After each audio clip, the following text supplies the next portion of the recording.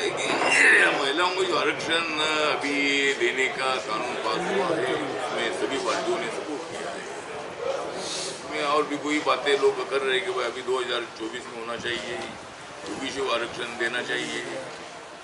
माननीय राहुल गांधी जी बोल रहे हैं ओबीसी को आरक्षण मिलना चाहिए कि जब 60 साल तक कांग्रेस सत्ता में रही तब कभी ओबीसी को आरक्षण देने का निर्णय उन्होंने लिया नहीं।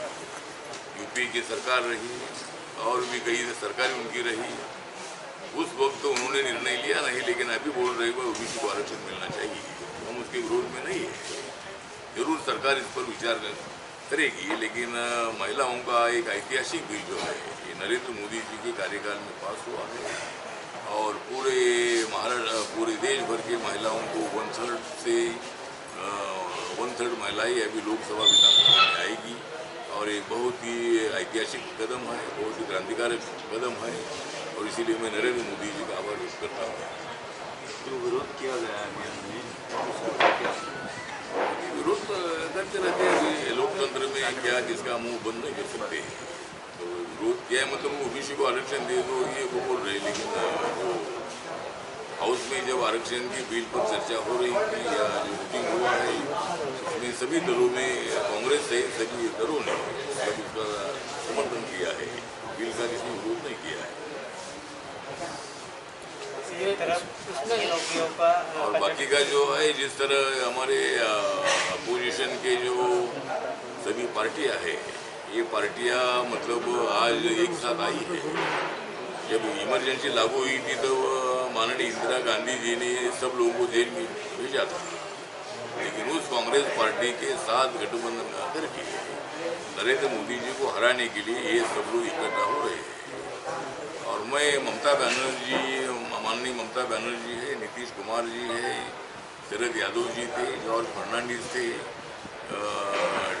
डीएमके पार्टी थी करुणानिधि की, ऐसी कई पार्टियां मतलब अटल बिहारी वाजपेयी के टाइम पर एनडीए में थी और अभी वो सब लोग कांग्रेस के साथ जाकर मोदी जी को हराने का काम कर रहे हैं। मोदी जी इतना अच्छा काम कर रहे हैं और उसको हराने की भूमिका वो ले रहे हैं। आपने देखा है कि पूरे देश भर में नेशनल हाईवे नितिन गडकरी के माध्यम से बहुत अच्छे बन रहे हैं, लोगों को दलित मुस्लिम पे जो अत्याचार बढ़ रहे हैं मिल रहा है और इसीलिए मुझे लगता है कि ये अपोजिशन ने कितनी भी कोशिश की, कितना विरोध किया, तो ये नेता लोग एक साथ आ रहे हैं, लेकिन जनता हमारे साथ है। 2024 में जो भी लोकसभा का चुनाव आएगा उसमें लास्ट टाइम बीजेपी को 303 सीटें मिली थी 2019 में, अभी 2024 में कम से कम 340-50 तक सीटें मिलेगी, ऐसा हमें पूरा विश्वास है। दलित और मुस्लिम पे अत्याचार बढ़ गया है काफ़ी, उसमें क्या आपकी भूमिका है? मुझे लगता है कि दलित हो, मुस्लिम हो या कोई भी समाज हो, किसी पर भी अत्याचार होना अच्छी बात नहीं है और इसीलिए अत्याचार को रोकने के लिए सरकार की तरफ से कोई उपाय योजना निश्चित करने की आवश्यकता है। इसी तरह के अत्याचार ना हो उसके लिए हम सब लोगों ने भूमिका लेने की आवश्यकता है और वो अत्याचार बंद होना चाहिए, ऐसे हमारी पार्टी की भूमिका है। मुस्लिम आरक्षण की भी मांग हो रही है, मुस्लिम आरक्षण रिजर्वेशन क्या कहकर जो है ना मराठा का बहुत जोर चल रहा है, ओबीसी का भी और मुस्लिम रिजर्वेशन की भी बात है। हाँ, तो मुस्लिम रिजर्वेशन की जहाँ तक बात है तो जो जिस तरह मेरा मंत्रालय रिजर्वेशन का देखता है, वो जो ओबीसी को आरक्षण मिला है 27%, उसमें मुस्लिम समाज की 80% जातियाँ उसमें आती है। अभी अलग मुस्लिम समाज को आरक्षण देने की मांग भी है, लेकिन अभी उस पर कोई निर्णय नहीं हो पाया है। लेकिन जिस तरह मराठा समाज का आरक्षण का विषय है तो मराठा समाज को आरक्षण का मतलब अमीर मराठा को आरक्षण दे दो ऐसा नहीं है। जिनका ईयरली इनकम 8 लाख के अंदर है उनको आरक्षण देने का मांग मराठा समाज की है और उसके लिए सरकार ने निर्णय लेना चाहिए और मराठा समाज को आरक्षण मिलना चाहिए। ये विदोड़ी जो है भाजपा के जो खासदार है विदोड़ी, उन्होंने कल नई संसद में जो वक्तव्य किया है, क्या आप उससे सहमत हैं? जो विदोड़ी जो है ये दिल्ली के भारतीय जनता पार्टी के मेंबर ऑफ पार्लियामेंट है, उन्होंने जो अपशब्दों का प्रयोग किया है, उन्होंने जो दानिश नाम के बहुजन समाज पार्टी के जो मेंबर ऑफ पार्लियामेंट है उनके बारे में उल्टी सीधी बातें की है, ये बहुत बड़ा गलत है और उन्होंने माफ़ी मांगनी चाहिए और भारतीय जनता पार्टी ने भी उनको नोटिस तो भेजी है और भारतीय जनता पार्टी जरूर पार्टी की तरफ से उनके ऊपर एक्शन लेगी। कोई भी हमारा पार्लियामेंट हो, किसी का अपमान करने का उनको अधिकार बिल्कुल नहीं है। और विदुड़ी जी ने जो भी मतलब वक्तव्य किया है इससे हम बिल्कुल सहमत नहीं है। एक सवाल ये है कि मुस्लिम आरक्षण शैक्षणिक स्तर पर अगर देखा जाए तो बहुत पिछड़ा है।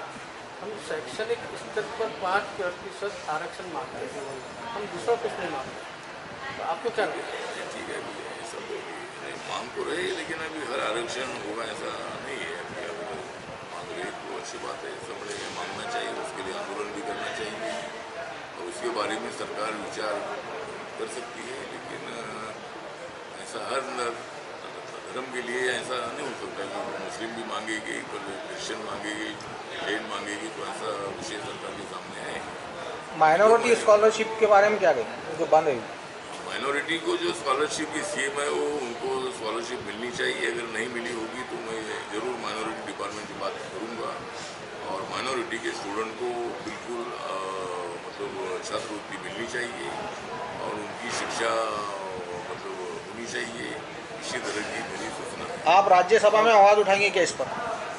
राज्यसभा में तो आवाज़ उठाऊँ, मैं तो मंत्री हूँ, मैं आवाज़ उठाने के लिए मतलब आवाज़ उठाने के लिए तो दूसरे MP आवाज़ उठाते हैं, मुझे सरकार की तरफ से जवाब देना पड़ता है। लेकिन ठीक बात है, मैं ये इसे सहमत हूँ कि भाई ये माइनॉरिटी के स्टूडेंट पर अन्याय बिल्कुल नहीं होना चाहिए। और हमारे सरकार में माइनॉरिटी डिपार्टमेंट है और स्मृति ईरानी जी के पास ये डिपार्टमेंट है और माइनॉरिटी की देखभाल हमारी सरकार की तरफ से की जाती है।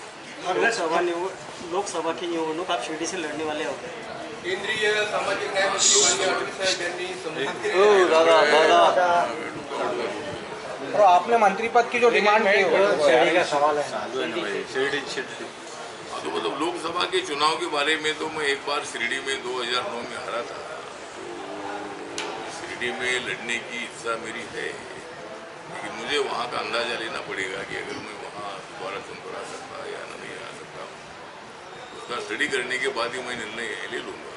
तो अभी मेरी फिलहाल जो राज्यसभा है 2026 तक है, तो इसीलिए अभी तक मैंने कोई निर्णय नहीं लिया है। मैं अभी माननीय एकनाथ शिंदे जी, देवेंद्र फडणवीस जी से बात करके उसमें मैं क्या कर सकता हूँ, हमारे माननीय राधाकृष्ण विखे पाटिल जी है, उनके साथ भी बात करनी पड़ेगी, वहाँ के नेताओं से बात करनी पड़ेगी और उसके बाद मैं निर्णय ले लूँगा। अभी राज्य सरकार जो है तो कॉन्ट्रैक्ट भर्ती कर रहे हैं, ये जो भर्ती कर रहे हैं मोदी जी का एक समान जो अधिकार कायदा लाने का सोच है, तो उसकी तरफ तो ये नहीं होगा। क्या क्या कह रहे हैं? जो कॉन्ट्रैक्टर की भर्ती हो रही है, कॉन्ट्रैक्ट भर्ती वाला जो कॉन्ट्रैक्ट प्राइवेटाइजेशन, मुझे लगता है कि सरकार ने इस पर पुनर्विचार करना चाहिए।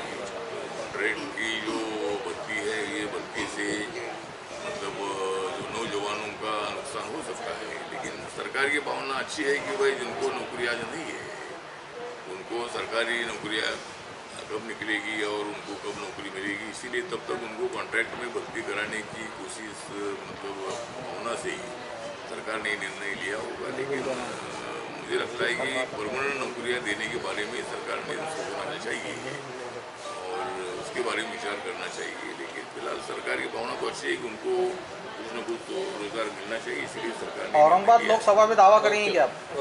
औरंगाबाद लोकसभा पर दावा करेंगे क्या आप? औरंगाबाद संभाजी नगर जो है, ये संभाजी नगर जो जिला भी नया बन गया है, तो यहाँ कोई हमारा दावा बिल्कुल नहीं है। धन्यवाद सर।